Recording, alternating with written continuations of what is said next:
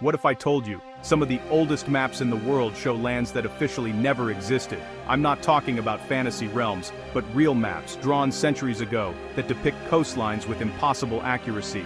Some show Antarctica free of ice, continents charted before our explorers set sail, and features only confirmed by satellites in the 20th century.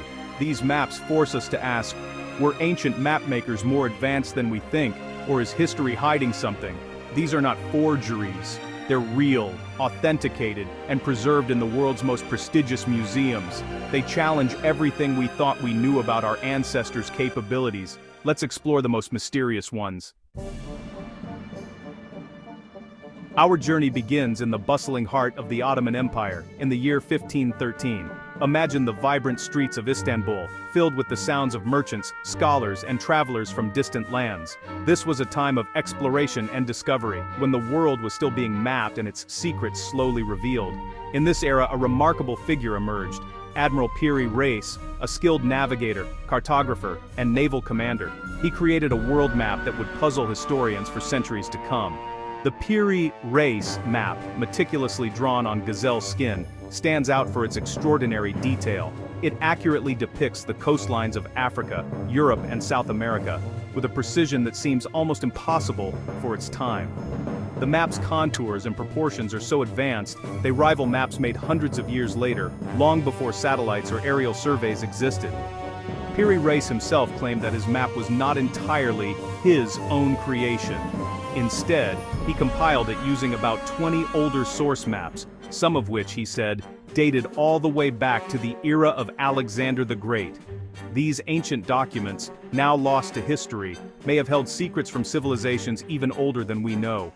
But what truly sets the Piri Reis map apart is a detail that has baffled researchers for generations. The map appears to show the northern coast of Antarctica, specifically the region known as Queen Maud Land, completely free of ice, with visible rivers, mountains, and inlets. This is a stunning revelation because Antarctica was not officially discovered until 1820, and its coastline has been buried under ice for thousands of years. Modern geological studies, including ice core samples and seismic surveys, confirm that the last time this part of Antarctica was ice-free was at least 6,000 years ago. This predates all known advanced civilizations by millennia. How could anyone have mapped this coastline so accurately, so long ago? Mainstream historians often suggest that this is simply a coincidence, or perhaps a misinterpretation, a distorted rendering of the South American coast. They argue that ancient mapmakers sometimes made mistakes, blending coastlines or inventing features to fill in the unknown. Yet, when we compare the Piri Reis map to modern seismic profiles of Antarctica's subglacial coastline, the similarities are striking. The shapes, the curves, the placement of rivers and mountains, they match with uncanny precision. It's as if the mapmaker had access to technology or knowledge far beyond what we believed was possible at the time. The implications are profound. If someone thousands of years ago possessed the ability to map the globe with such accuracy, including a continent hidden beneath ice, then our understanding of ancient history may be incomplete. Who were these people? What tools did they use? Did they possess lost knowledge or even advanced technology, now forgotten? The Piri Reis map stands as a silent message from a lost civilization, challenging everything we think we know about the timeline of human achievement. It invites us to question, to wonder, and to search for answers. Who truly mapped Antarctica first? Was it a forgotten culture, erased by time and catastrophe? The evidence, scattered across ancient maps, ruins, and artifacts, points to a people whose story has been lost to history. Their legacy haunts us, urging us to look deeper, to uncover the truth of what humanity once knew and what we may have forgotten. If the Piri Reis map was a whisper, hinting at secrets lost to time, then what comes next is a revelation that echoes through the centuries. The 1531 map by Orontius Phineas is not just a whisper, it's a shout, a bold declaration that challenges everything we thought we knew about the ancient world. Phineas, a renowned French mathematician and cartographer, created a heart-shaped world map that stands out for its remarkable detail. On this map, the southern continent, Terra Australis, appears not as a vague landmass, but as a place with clearly marked rivers, mountain ranges, and sprawling valleys. The precision is astonishing, especially considering the era in which it was drawn. To put this in perspective, Antarctica wasn't officially discovered until 1820, nearly 3 centuries after Phineas's map was created. Even then, the continent's interior remained a complete mystery, shrouded beneath miles of ice, until the advent of radar surveys in the 20th century finally revealed what lay hidden below. Yet, when we overlay Phineas's map with modern scientific data, the similarities are uncanny. His depiction of rivers, valleys, and a prominent gulf aligns closely with the subglacial features we now know exist, such as the vast Ross Sea and the intricate network of hidden waterways beneath the ice. Mainstream historians often dismiss these correlations as mere coincidence, suggesting that Phineas was simply guessing or copying from other speculative sources. But the question remains, how could he have guessed the subglacial topography of a continent no one had seen, and that was buried under ice for thousands of years, with such accuracy? The only plausible explanation is that Phineas had access to ancient source maps, charts created long before his time, possibly by a forgotten civilization that explored and mapped Antarctica when it was still ice-free and temperate. This theory suggests the existence of a highly advanced civilization equipped with sophisticated surveying and navigation technology, capable of charting the Antarctic landscape in detail. Imagine a time when Antarctica was lush and habitable, before a cataclysmic climate shift transformed it into the frozen desert we know today. The Phineas map, then, becomes more than just a historical curiosity. It is a window into a lost world, a world that was mapped in its entirety, its secrets preserved on parchment, before being buried under an ocean of ice for millennia. What we hold in our hands is not just a map, but a scientific inheritance from a civilization that vanished, leaving behind only fragments of its knowledge.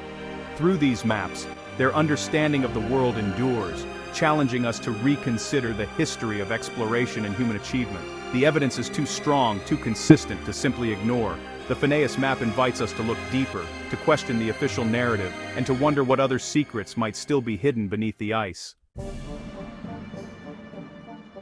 Gerardus Mercator, father of modern cartography, also used ancient source maps. His 1569 world map includes Terra Australis, with mountains and rivers, centuries before Antarctica's discovery. Mercator's projection required advanced mathematics and a precise measurement of Earth's circumference, knowledge supposedly unavailable at the time. The Piri Reis Map too encodes accurate longitudes, suggesting a lost science of geodesy.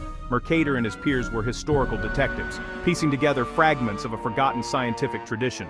The original creators of these maps weren't Greeks or Romans, but a much older culture with global perspective and mathematical skill. These maps are scientific documents, not just pictures, evidence of a golden age of exploration and knowledge. Mercator, Phineas, and Reis were conduits for this ancient wisdom, forcing us to reconsider the timeline of intellectual development. High science is not a modern invention. It's been achieved and lost before.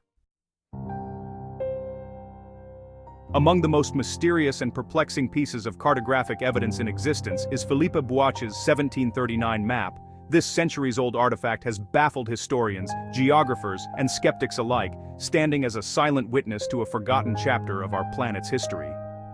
Boitsch, a renowned French geographer, created a map that would challenge everything we thought we knew about the ancient world.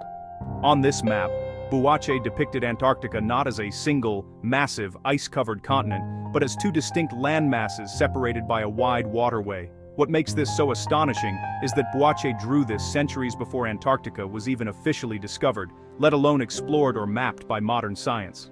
The continent itself was a mystery, shrouded in myth and speculation, yet Boitsch's map shows a level of detail and accuracy that defies explanation.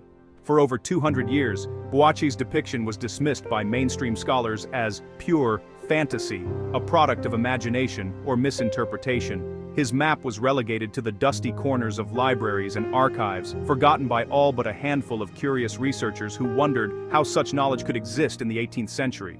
But everything changed in 1958, when a team of international scientists conducted seismic surveys beneath Antarctica's thick ice sheets. Using advanced technology, they mapped the subglacial topography for the first time, and what they found was nothing short of astonishing. Beneath the ice, Antarctica is indeed composed of two main landmasses, divided by a deep basin, precisely where Boitsch had drawn his mysterious channel over 2 centuries earlier.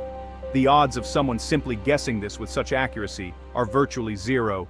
It's as if Buache, or the sources he relied upon, had access to information that should have been impossible to obtain. Someone, at some point in the distant past, must have seen Antarctica free of its icy shroud. This raises a profound question. Where did Buache get his information? The source maps he used must have originated from a time when the Antarctic Channel was open water, perhaps millions of years ago, or during a brief, mysterious warm period at the end of the last ice age, when the ice retreated and the land beneath was exposed. Could ancient mariners have sailed these waters, mapping the coastline of a world now lost beneath the ice? The Buache map stands as a smoking gun, offering specific, verifiable information that matches what modern science has only recently uncovered. It's not just a vague resemblance. The alignment of Buache's channel with the actual subglacial basin is so precise that it demands an explanation. This is evidence that could only come from direct observation of an ice-free Antarctica, a scenario that challenges everything we know about human history and ancient knowledge. The Buache map is more than just an old piece of parchment. It's a survivor from a forgotten era, a tantalizing clue that suggests the existence of a scientifically advanced culture capable of mapping the globe with astonishing precision. It hints at lost knowledge, at civilizations whose achievements have been erased by time, leaving only fragments for us to discover. Yet despite this compelling evidence, the silence from academia is deafening.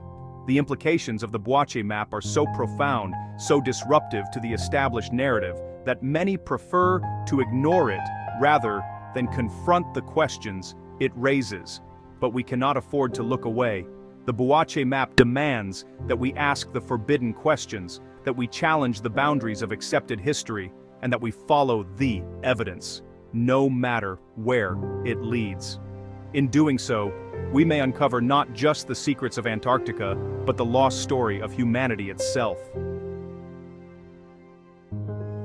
When we lay out all this evidence, the conclusion is inescapable. Either ancient civilizations were far more advanced than we're taught, their knowledge lost in catastrophe, or history has been rewritten to fit a comfortable narrative.